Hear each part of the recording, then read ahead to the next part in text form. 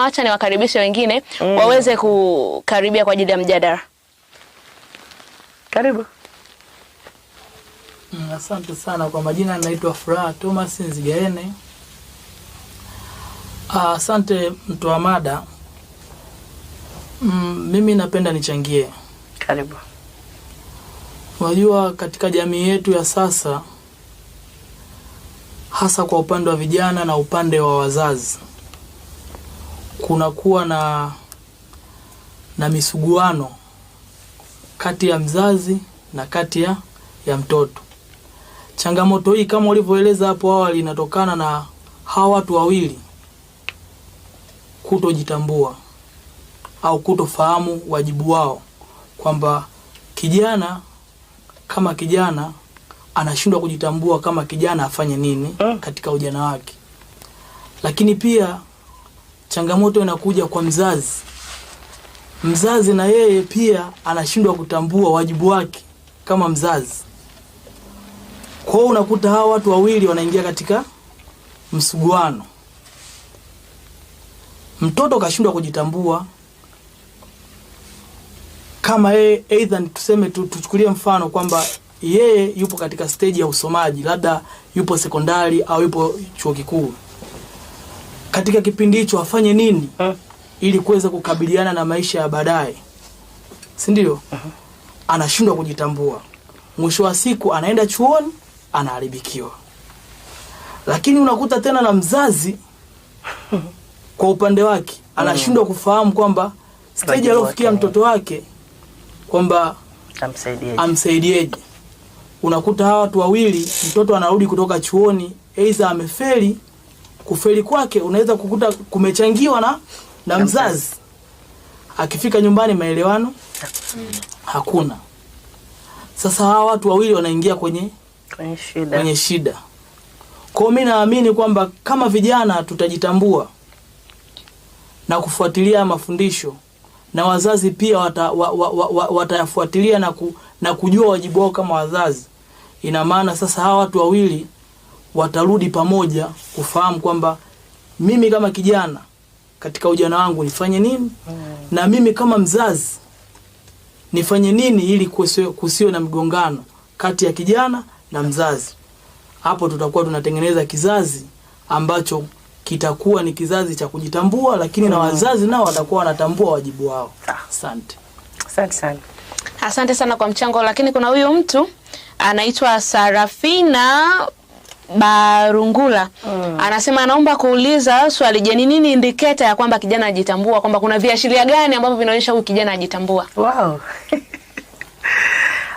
Viashiria ni ile hali ya uwezo wake wa kufikiri na namna anavyotenda. Kuna watu fulani ambao umri wao umekwenda mkubwa, lakini anachokifanya ni cha kitoto. Umewahi kukutana nao? Yani unamuona kabisa ni mkubwa, lakini anachokitenda ni cha kitoto. Na ndio maana kuna sentensi huwa zinakuja nasema, wewe mtoto nini? Kweli. Hamja kukutana nazo? Hatukutana nazo. Yani mtu anakutusi tu. Maana ameona unachokifanya ni cha nini? Ni cha kitoto. Kinafanya wewe mtoto nini? Toka bwana hapa, kafanya ya kitoto yako huko. Yani umetukanwa tayari. Kwa hivyo hii indicator ya kwanza, fikra zake, uwezo wake wa kufikiri na kutenda viwe na ubora. Yani viwe na kiwango. Hata kama umri wake ni mdogo, akatenda vizuri, tunatambua huyo mtu anajitambua. Okay. Kuna watoto fulani wanakuwa ni vijana wadogo sana mnawaona kwenye Pathfinder Adventure. Yani mwalimu akiwa anafundisha dakika chache yeye ameshamuelewa mwalimu kwa mbele. Utasikia mwalimu nimeelewa. Alafu anasema kiasi kama mimi nilikuwa sijatamka hicho, lakini yuko mbele yangu.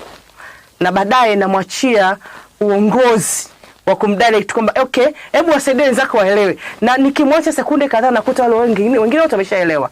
Huyo ni mtoto ambaye tunamuona kwamba akiendelea hivyo, akaboreshewa vizuri, atajitambua inavyostahili. Lakini indicator nyingine, huyu mtu awe na tabia zilizo na tija.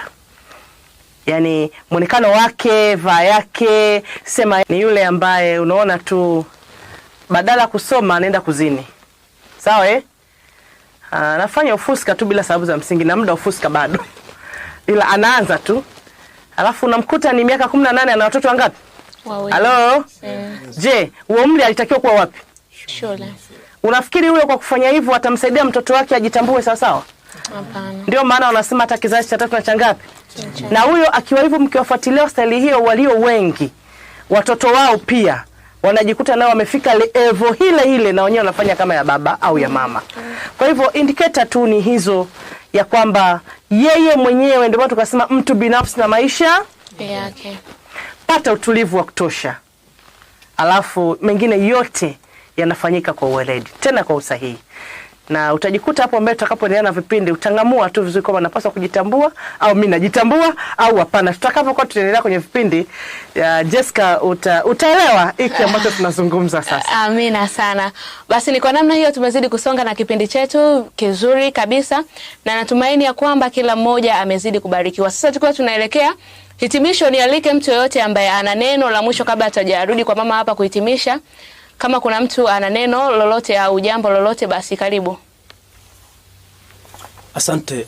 Jambo lingine ambalo nilikuwa naomba kuliongezea hapo, moja ya indicators ambazo zinaweza zikamuonyesha mtu kwamba amekuwa ni hata ubunifu. Kijana ambaye amekuwa katika kiakili, kimwili, kiroho, lazima awe mbunifu. Kwenye kazi atakuwa mbunifu, labda ni kanisani atakuwa mbunifu. Kwa mambo yake anafanya kibunifu kwa sababu tayari ana uwezo mkubwa wa kufikiri. Lakini jambo lingine, uwezo wa kutatua changamoto au matatizo. Huyo tayari anaonyesha ya kwamba tayari ameshafanyeje, ameshakuwa.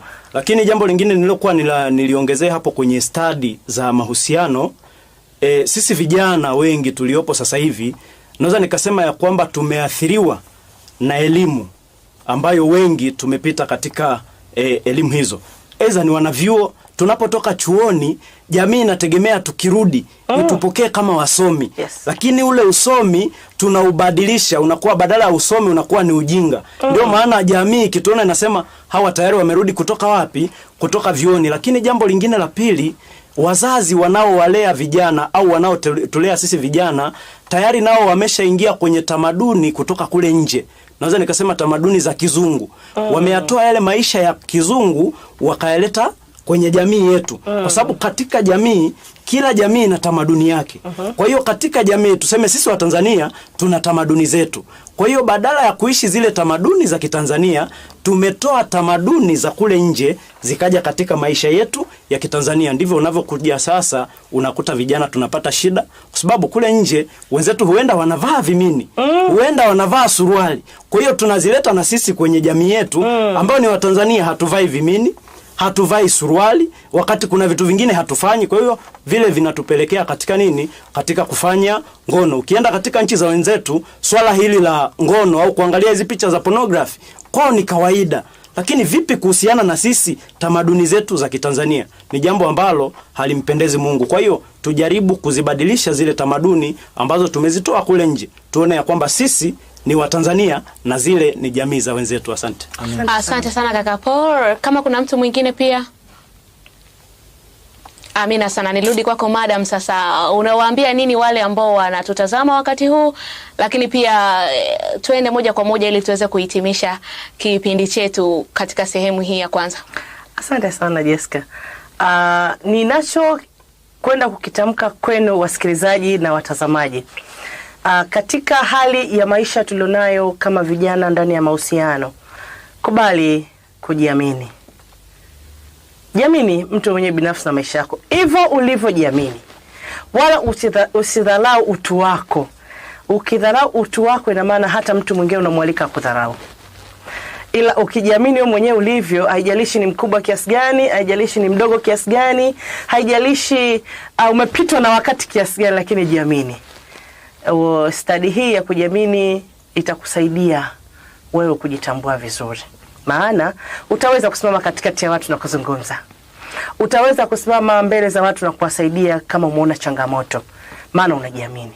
Na kumbuka kile unachokizungumza kitakuwa ni mbaraka kwa watu wote ili wabadilike. Lakini kile ambacho unakitenda, nimesema muonekano tabia zako, watajifunza wengi kutoka kwako.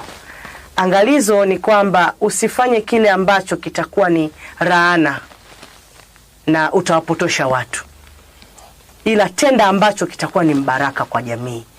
Yani kile ambacho unatamani jamii ikiishi, ishi wewe kwanza. Jithamini ili jamii ikuthamini. Jiamini, jilinde ili jamii ifanye vivyo hivyo kwako.